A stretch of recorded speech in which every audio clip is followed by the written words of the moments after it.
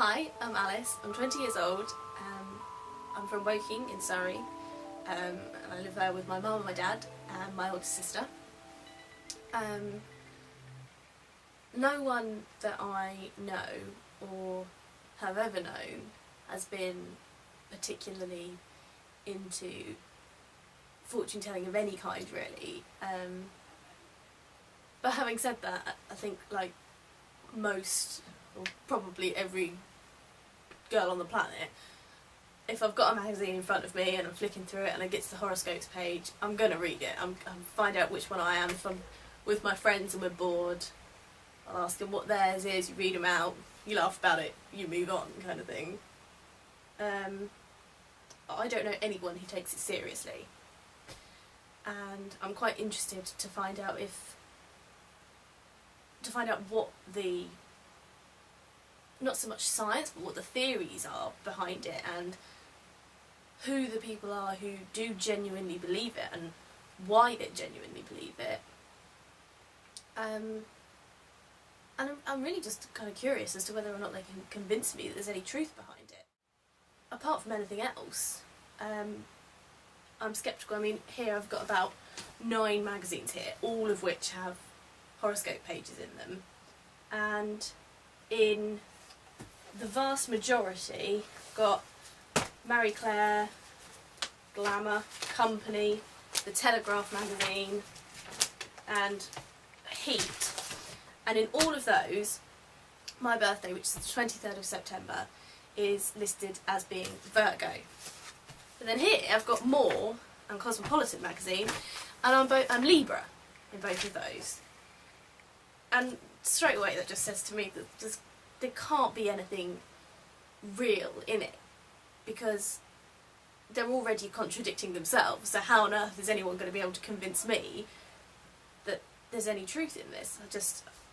That completely baffles me. I don't see how that can be true.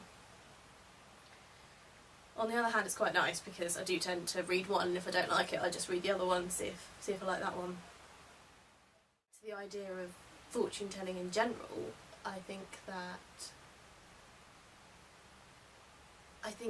it's been shrouded a lot with sort of gimmicks. It's been overlooked in sort of recent years just purely because technology and everything else has all become so advanced that we live in a world where we're not satisfied unless we've got absolute proof in something. And it's something like fortune telling it's so vague normally and so unpredictable, for want of a better word, that it's been dismissed almost as something that can't possibly exist. But I think that's quite interesting in a world where the vast majority of people follow some kind of religious belief and believe in a higher power. And you know, you could quite easily argue that if you can believe in, you know, Jesus, you can believe in, you know, Buddhism, you can read the Quran, you do all these things, and that's acceptable. But to believe that somebody has the power to predict your future is completely out of the question. Personally, I don't see how you can say one and not the other. I'm really quite intrigued. I've always, a bit of a geeky side, has always been quite interested in astrology, constellations.